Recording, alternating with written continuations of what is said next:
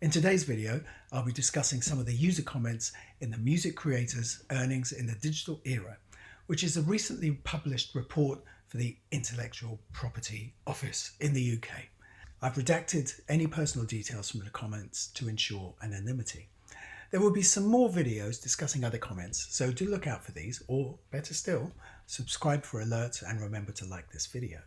Music Creators' Earnings in the Digital Era report is for the UK economy, but has usefulness and applicability for those in other territories, especially if you are a music creator and wondering what the world of income looks like.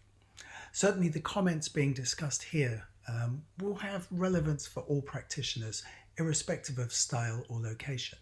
As with previous videos, let's start with this important point. The above findings need to be placed in historical context. There is no evidence that there was ever a time when recorded music was the basis of substantial income for large numbers of musicians, even when total revenues were higher in the 1990s.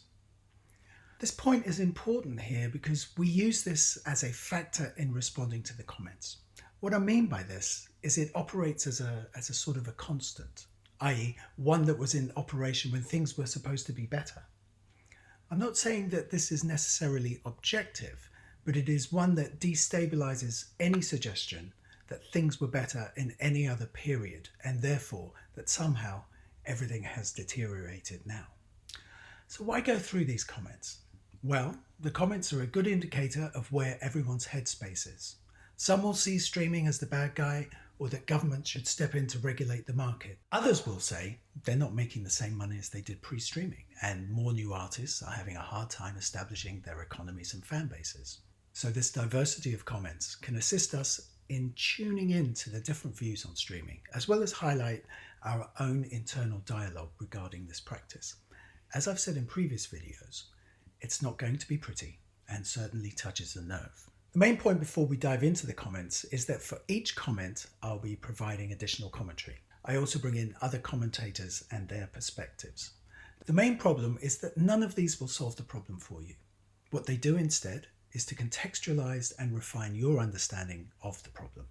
In this way, we get more rounded detail that is perhaps a bit more objective, and we use this to assist us in formulating plans. It is also worth remembering that these responses can also be applied across comments and in other situations.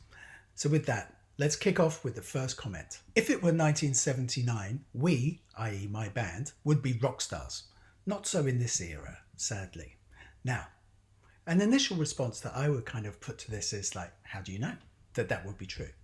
I can guarantee that there were loads of bands in 1979, I'm old enough, but there were loads of bands in 1979 who felt exactly the same way and didn't get signed. One of the core texts that I use for my students is The Music Industries from Conception to Consumption by Michael Jones. And this is how I would use Jones to also support, to help the other person to sort of understand their position. So ultimately, musicians must manage their own efforts, but they must somehow make their own efforts complement rather than conflict with the managerial actions taken by the companies they work with.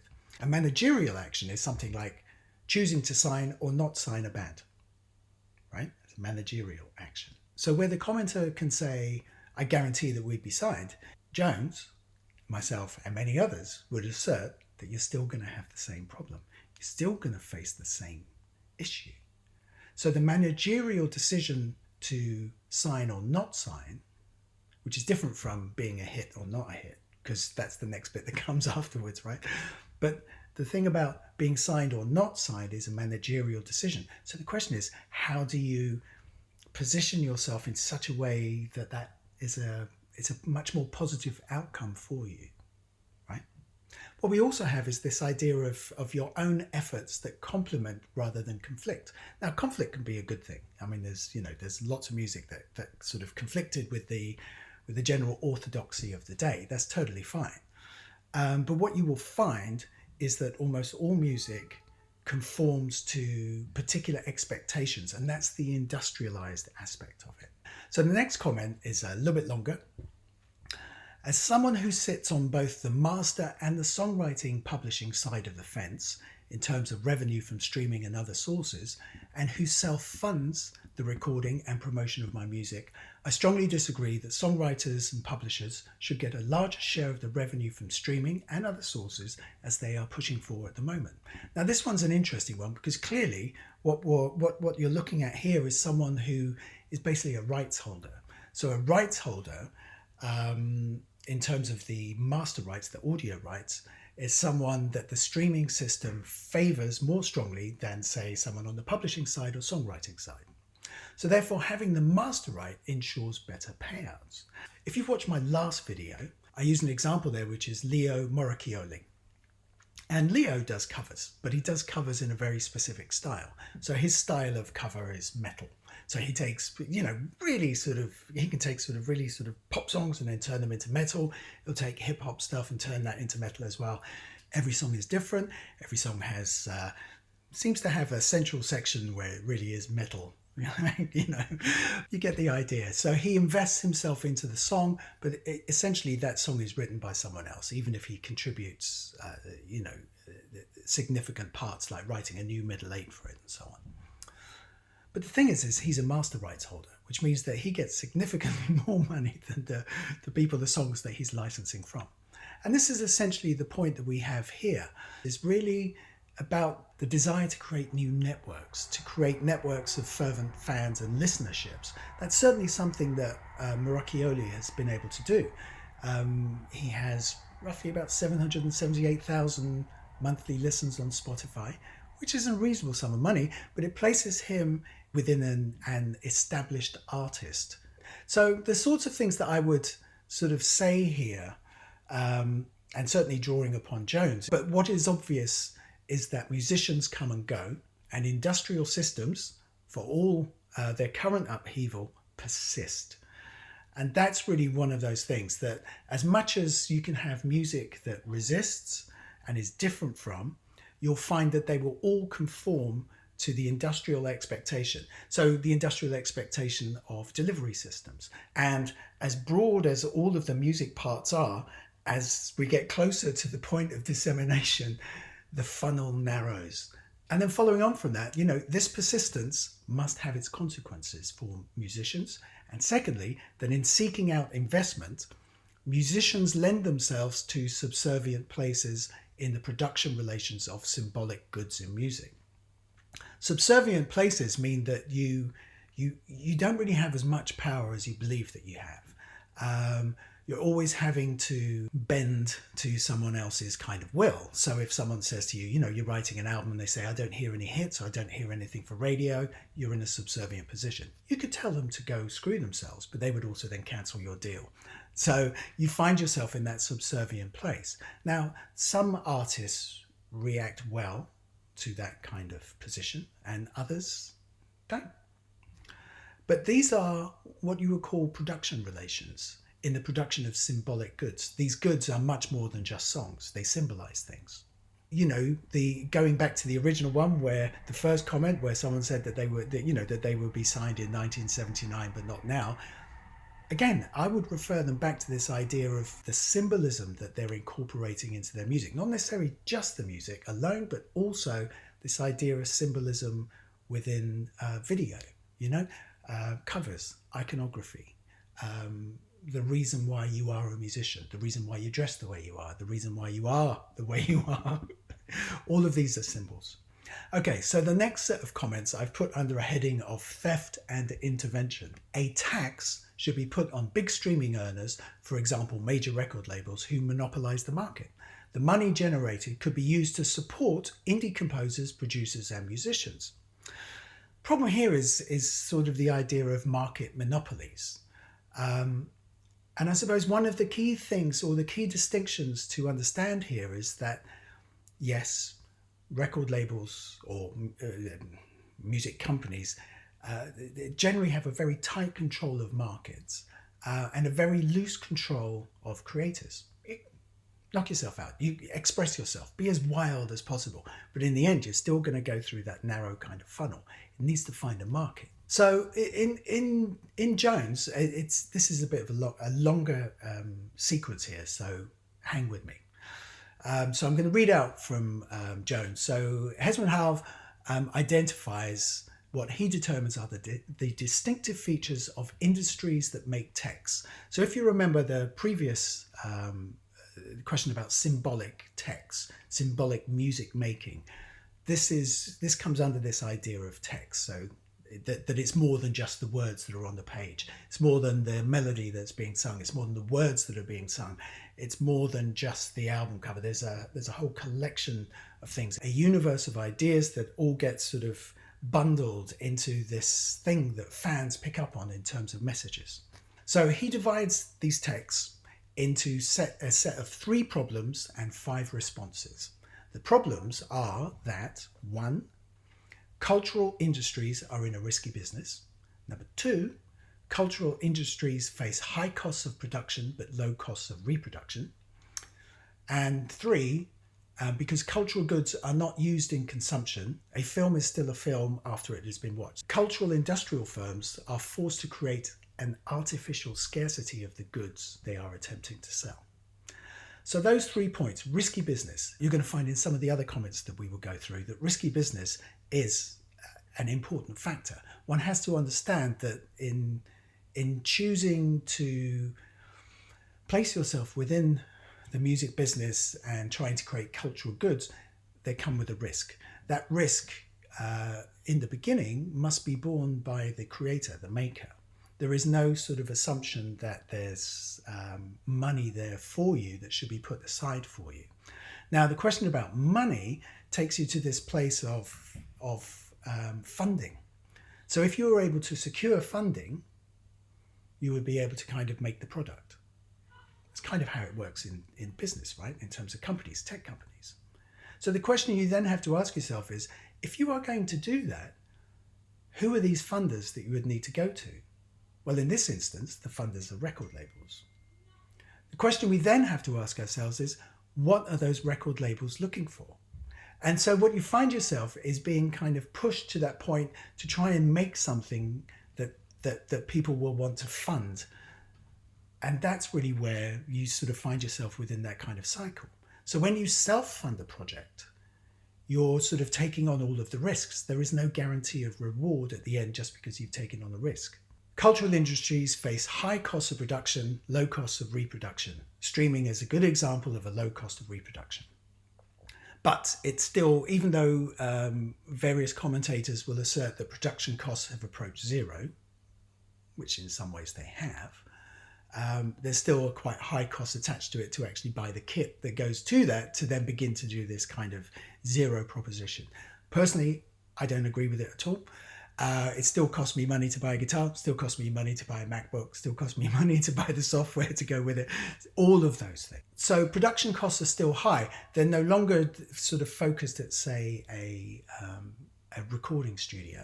They are borne by the individuals. And then finally, this thing about artificial scarcity. But scarcity is quite difficult when you are confronted with the idea of Spotify, an online streamer, as being a library of everything. Right, where everything is always available. I'll put the link in the description below. There is an article that discusses the idea that once streaming created access for all, they had to then create another layer of scarcity into it to sort of drive users and customers towards them. So for the streaming service, the idea of scarcity comes from the fact that there's too much material for you to listen to, therefore we will look after that bit for you, which is why you get into these playlists and recommendation systems and so on. So this is worth kind of considering, this idea of artificial scarcity. One of the things that practitioners can do in terms of scarcity is fan-only type issues of things. So these could be managed through platforms like Patreon and so on. So that's kind of worth considering what you could do there. So just to give you the recap, so we're thinking about, there are three issues which we've just gone through.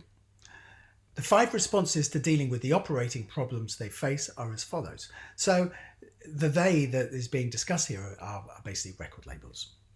1, they offset misses against hits. They overproduce goods in the knowledge that a market success of one will meet the costs of the others. This one is a well-known kind of fact, and I'll sort of provide two pieces of anecdotal evidence. One is that a hit by Phil Collins, is basically going to bankroll all of the other kinds of failures in a record label, right? That's basically what's going to happen.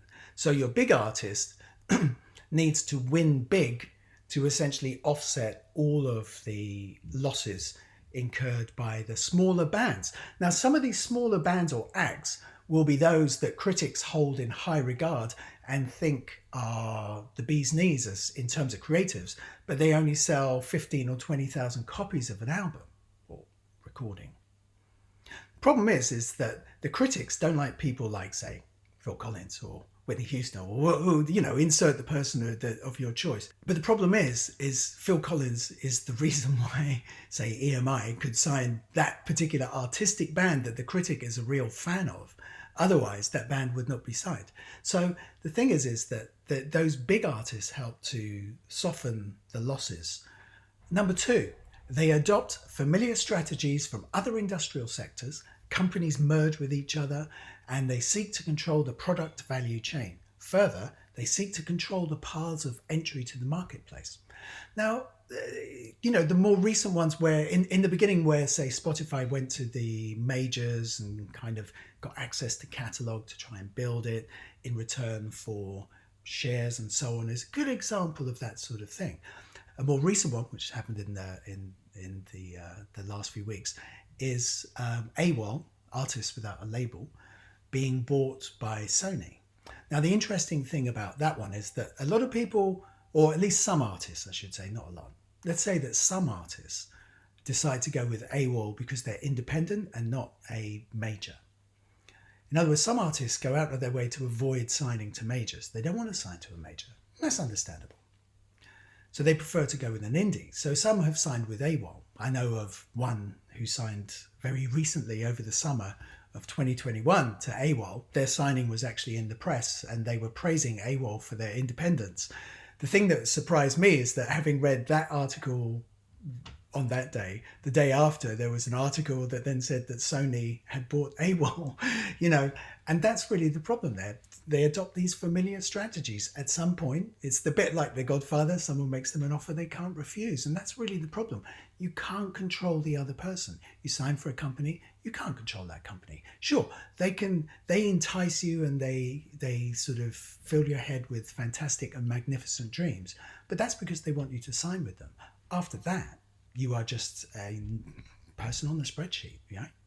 Now, you might be very successful and they love you dearly, but they will also, should someone come along singing a great tune that says we're going to pay you this much money, they might well cash out because they might have other plans for themselves as well. Number three, they use their forms of business organization to limit access to their goods. So a really good example of that are the different sorts of formats, the application of contracts, intellectual property, and so on, so that it limits access. Only sold through specific, recognized kind of outlets. Number four, they reduce risk by producing goods that can be easily categorized, whether by genre or because they involve an already successful star, or because they represent the next release in a series of some kind.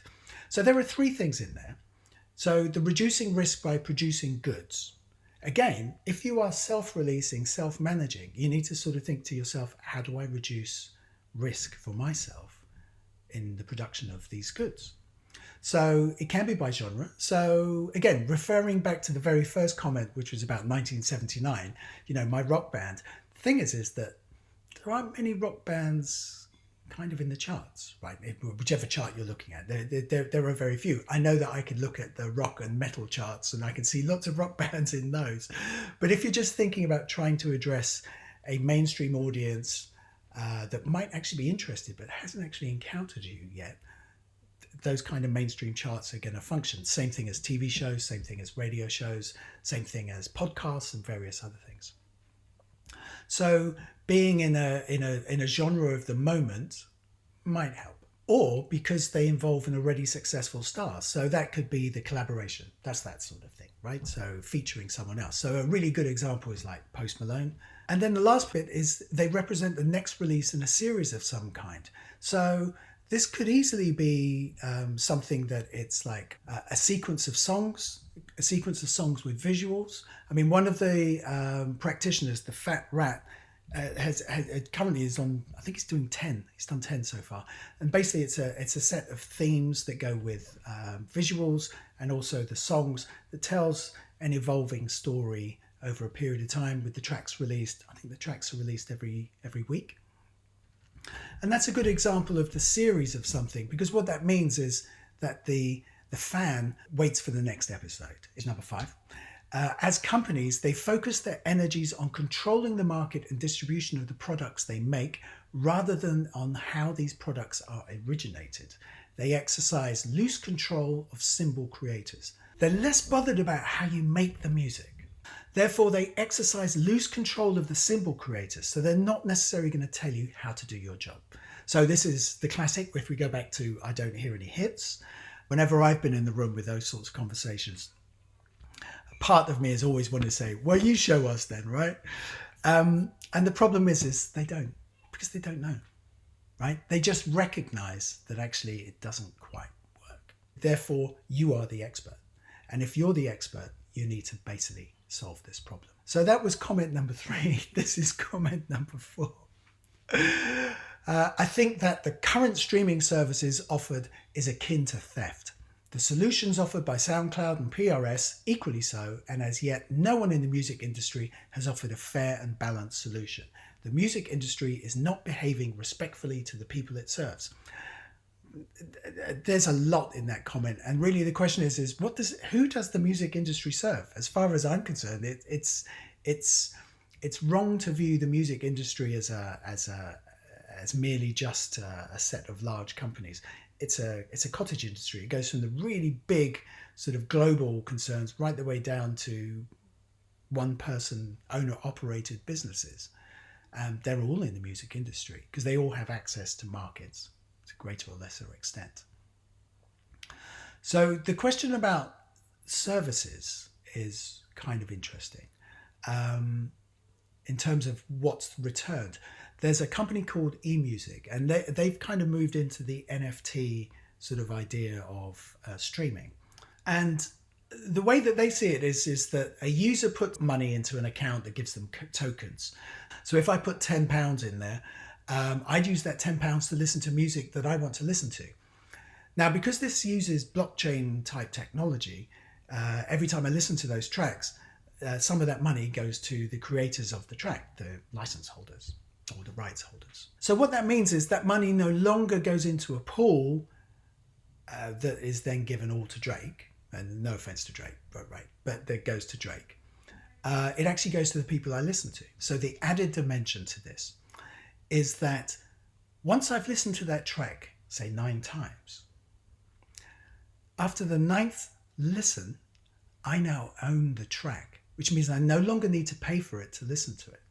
Now, the interesting thing that particular dimension brings to the idea of streaming is that it creates, it sort of makes it finite rather than infinite. So the current streaming model in terms of Spotify and various others is that you'll always be paying out for tracks being streamed all the time. Whereas if you follow something, so that's basically the subscription model. But if you follow something that's more of an ownership model, if you do the equivalent number of streams of a track after a period of time, rather than continuing to pay for it, you now own it. And it's the same then as if you bought the vinyl. Once I've bought the CD or the vinyl, that's the end of the money stream for the band. The band gets no more money, neither does the record label. Once I've purchased it, that's it. So I can continue to listen to that track as if I had purchased the album. Now that's an interesting one, because what that means is that, let's say, using Drake again, let's say after the end of the first week, 780 million streams of his tracks. At some point, for all of those users who've listened to those tracks, and I assume some of them have listened to them more than once, and quite a few have probably listened to them like 20 times, that at some point in this ownership model, this version of the NFT, they would then own the track, which means the money would stop going to the rights holders. So as opposed to presenting this kind of very skewed winner takes all sort of infinite source of money that seems to go towards this narrow 1%. The sort of blockchain NFT version sort of brings a new model in place. But here's the thing. The rules will be the same whether you're a big artist or a small artist. Once your listener has got past a particular threshold, that's it. It stops.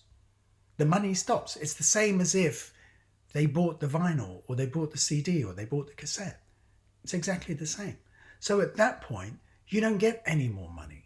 You don't have the expectation that you will continue to earn 30 years from now. It stops. It's one of the reasons why, that those kind of catalogs are being sold to like hedge funds and so on, like hypnosis, because of this infinite supply, right? But if the supply became cut off because of ownership, then suddenly these kinds of incomes based on scale would not be as easily accessible. So the next one I've kind of put under the headings of self-education and comparison. It's a bit of a minefield for musicians, people whose forte is generally creating music and not being accountants. We are indebted to organisations like the MU, so that's the Musicians Union, if you don't know, and the Ivors Academy for fighting our corner. I've already referred to stuff from Jones, but the thing is that everything's a risky business in terms of creative practice. It's a risky business. Risky business if people will like what you do. So the questions that we sort of have to ask ourselves is, how do we reduce these kinds of risks? How do we make a better outcome more likely? So this is what Jones says. The embedded problems facing acts are that the music industry as an institution appears to have a monopoly of knowledge about market entry. This appearance is continually reinforced because, periodically, big stars are produced. The problem for acts is that there is no way of verifying whether the individual personnel that acts encounter, or even the companies they represent, enjoy this knowledge and the expertise it is meant to underwrite. Consequently, acts must trust companies regardless if those companies are trustworthy or not.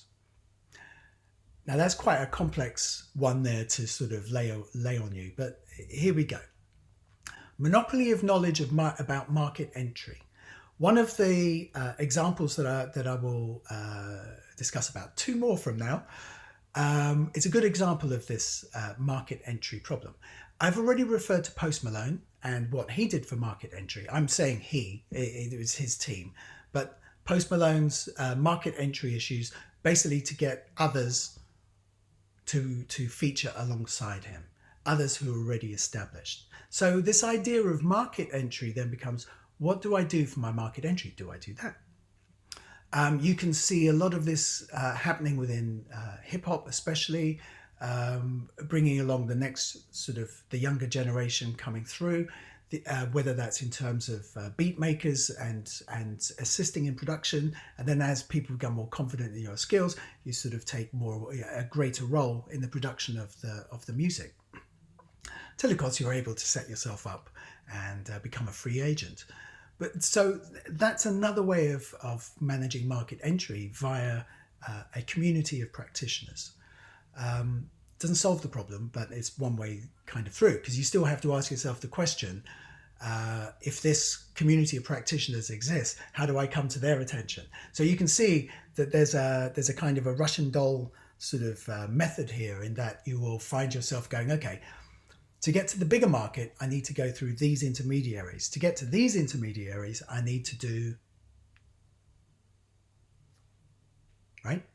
That's the bit that you need to kind of get into. So this is the idea of market entry, but this knowledge is generally freely available. It's not hidden in any way. It's just whether you choose to recognize it for what it is or not.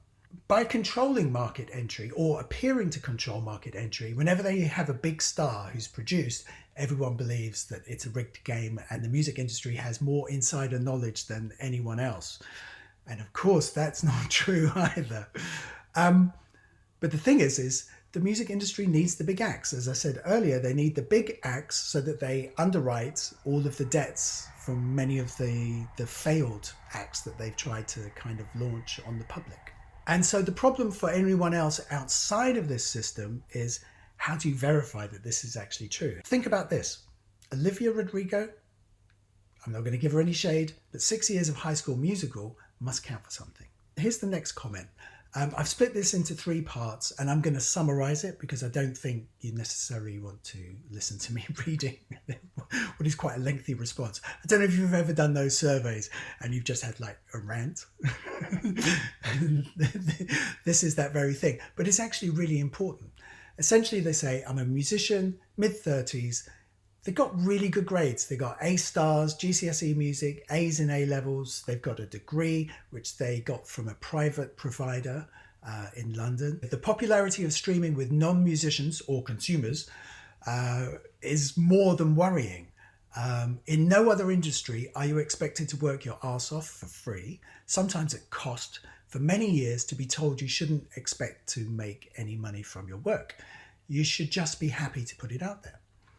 You can, however, expect to sell a t-shirt with your logo on it for 250% the price of an album, and in all likelihood you will sell more of those. I'm sorry, but no.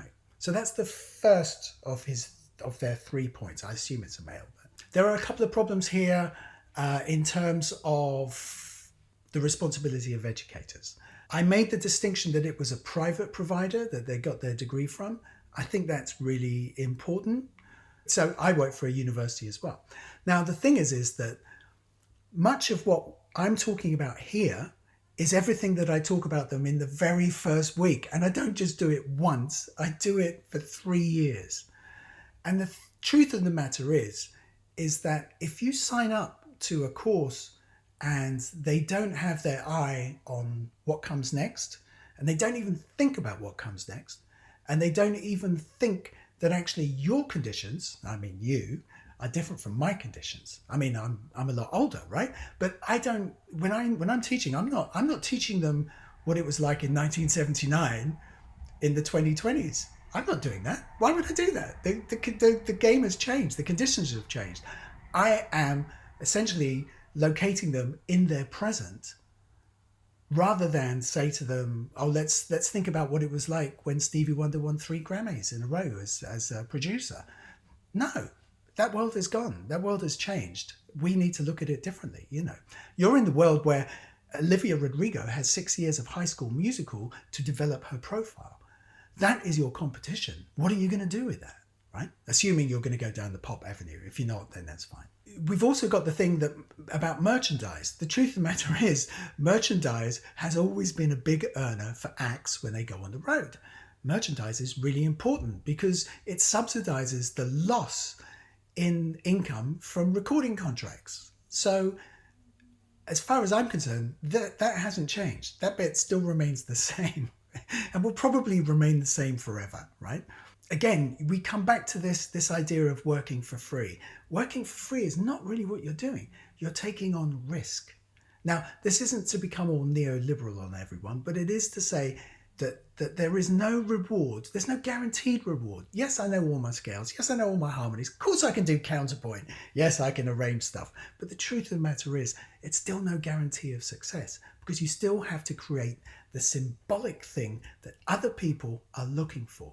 The missing thing in their lives, the thing that confirms their life, the thing that makes them enjoy their lives, the thing that makes them reevaluate their position in life and all those sorts of things.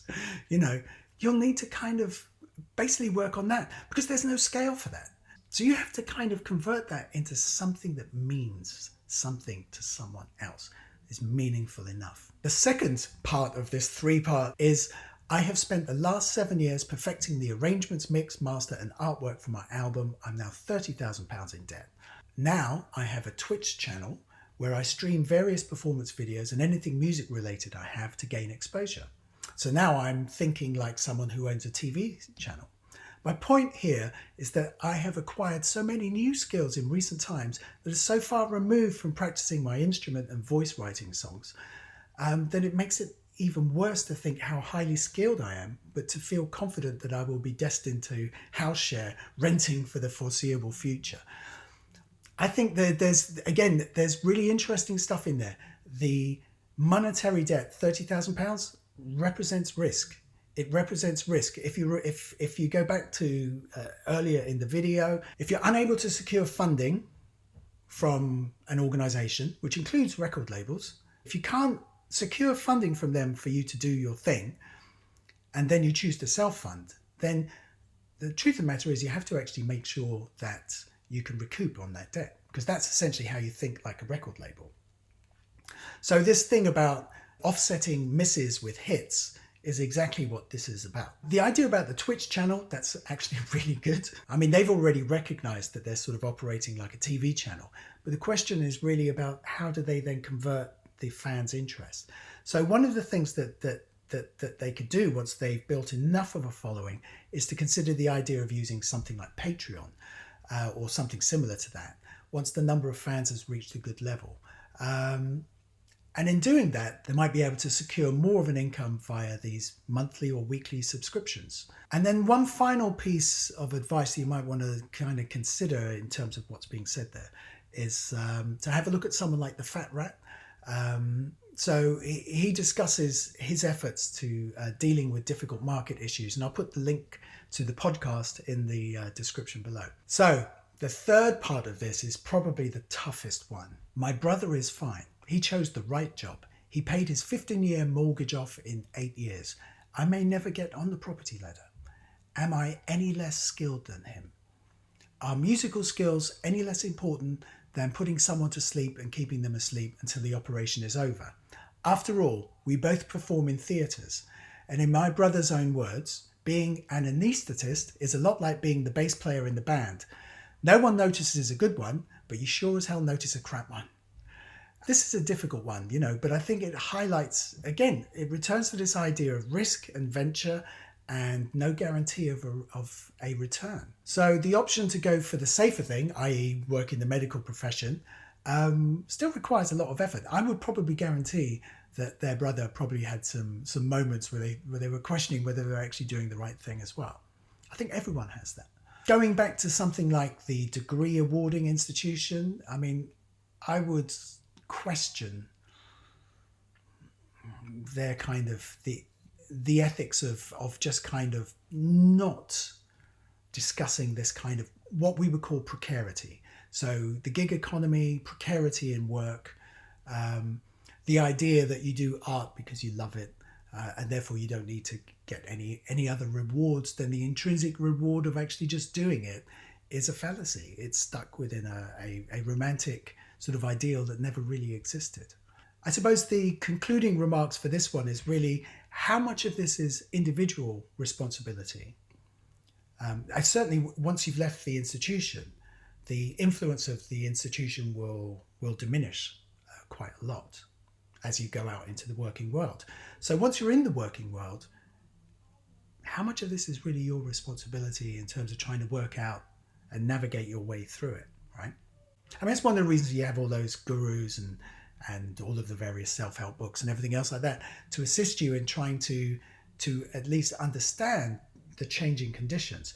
With these changing conditions, you are then presented with not necessarily solutions, but at least the beginnings of trying to identify the problem and then potentially create a solution. Okay, this is the last one. This last one is actually, I think, is actually really good. It would seem from the comment that it's a comment that goes nowhere. As a drummer, I am resigned to not receiving any royalties from streaming. Now, I find that really interesting because the thing is that I know a few drummers who get quite a lot of money from royalties from streaming, but they don't necessarily, some compose music, original music, but quite a few actually do drum performance videos, or they do drum tuition videos, like companies like Drumeo and stuff like that, right? And so they receive monies through that. The interesting thing about the drummer as well is that actually Jones, in his book, actually sees the world through the lens of the drummer, which I find really interesting. So when I read that comment, I thought, okay, I'll put those two things together. Only through market entry activities can the drummer and the others, the rest of the people in the band, reach a potentially appreciative audience for their texts. Drummers and all other musicians find it hard, if not impossible, to mount and sustain market entry projects. Their expertise lies in hitting skins, not creating market awareness and servicing points of market entry. So this idea of market entry, I feel, can be addressed not directly by the, oh, I'm going to write some new songs, which is kind of the Phil Collins response. When Peter Gabriel left Genesis, it's like, what are we going to do with the singer? Oh, I can sing, Oh, I write songs as well. And that sort of approach, which is not typical. But then that also skews it towards saying that potentially drummers, unless they do that, there's very little else for them. I would argue differently. I mean, certainly in terms of the streaming, video, YouTube kind of world, Instagram, there are a few examples of drummers. One of them is a student of mine. Well, he was a student. He's graduated now, and he's Kaz Rodriguez, who's signed with Hudson, and he's got his various drum endorsements, and he tours with Josh Groban, signed to Josh Groban's label and various other things. But the thing is even when he was a student, I mean, I think it was in his third year, his album was number 1 on the iTunes chart, and he does these drumless backing tracks. So basically, he creates really interesting music minus the drum track for drummers. Right? He services the community. He's a really good example because he started that when he was but a whippersnapper. Now, of course, he's all over the world. At least now lockdown's been lifted. Another one is this Grayson Nekroitman, who I think is really worth kind of looking at in terms of he's done lots of videos where he sort of recreates. If this was classical music, you'd talk about it as a historically informed performance practice. And that's kind of what he's doing. He'll take Buddy Rich and he'll learn the drum parts as precisely as possible and then play along to the video. The video, not the audio recording alone, but the video of the drummer playing, and then situate himself alongside it as well, so that then the audience can judge the accuracy. It's a bit like an imitation type thing, I suppose. Now, he's been able to generate a fair number of followers and interest in what he does. It's also resulted, as he has his endorsements and various other things. But an interesting outcome from this is that he's now going to be on tour with Brand X. So Brand X needed a new drummer. So instead of going with a drummer who was a name, and they've had some great names over the years, instead of going with a drummer who's a name, they've gone with Grayson, because Grayson has a following. And it's actually really important, because with Grayson building a following, he's actually got something that is tradable. It has value. It can be exchanged for other things like money, right? Or a seat at the table with a band that he might not necessarily have been able to audition for back in the day, or even join back in the day, because there would be other drummers in front of him. The same can be done for guitar. It could be done for singing, piano playing, ukuleles, harmonica playing, all sorts of things. Okay, if you've managed to get all the way to here, then this is the bonus content just for you, because you stick around, you've got like some grit to hang in there. I've got 2 things to share with you. So the first one is about information. There's tons of information out there on the net, in books, in people, right?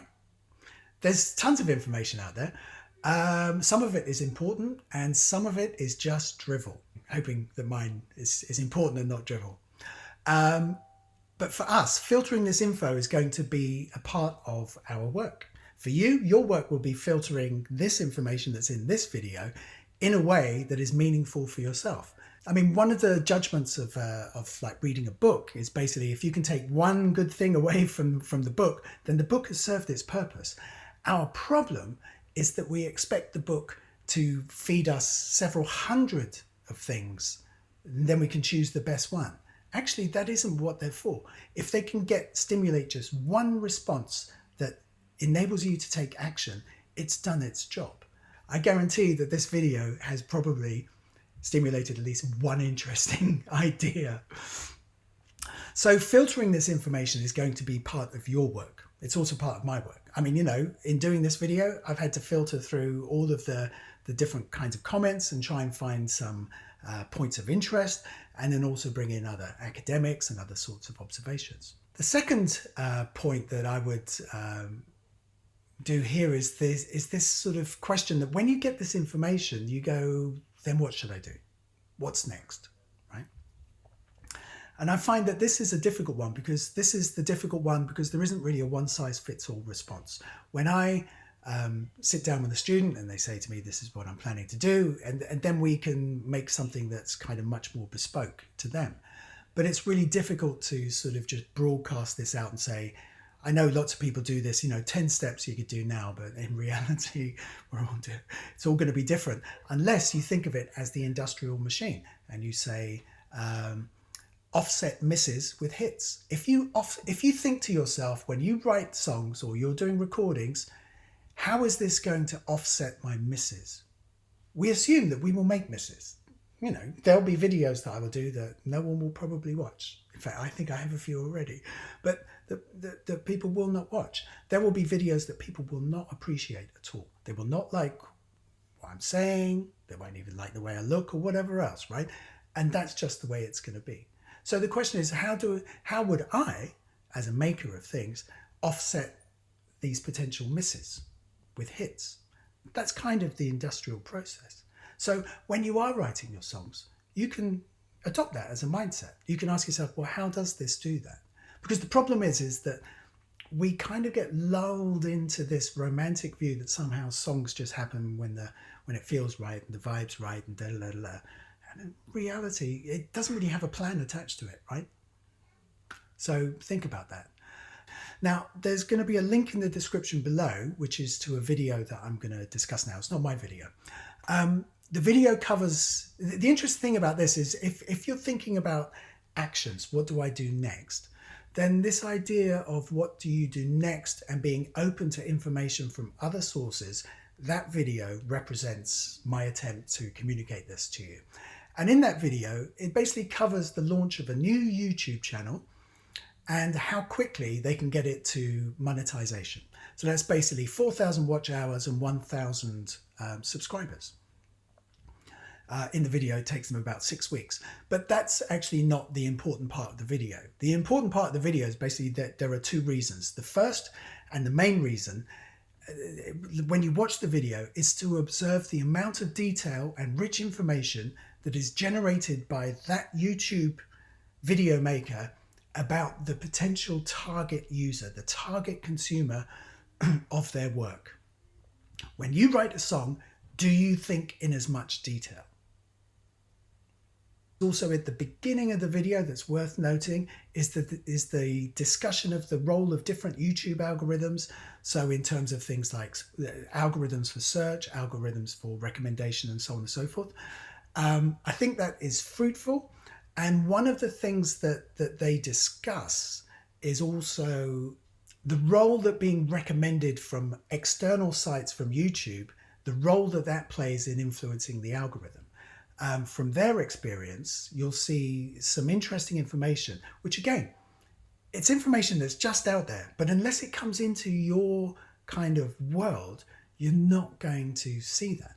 So I would recommend watching that video, because the second and the most important part of that video is really about the idea of planning and devising your own digital strategy.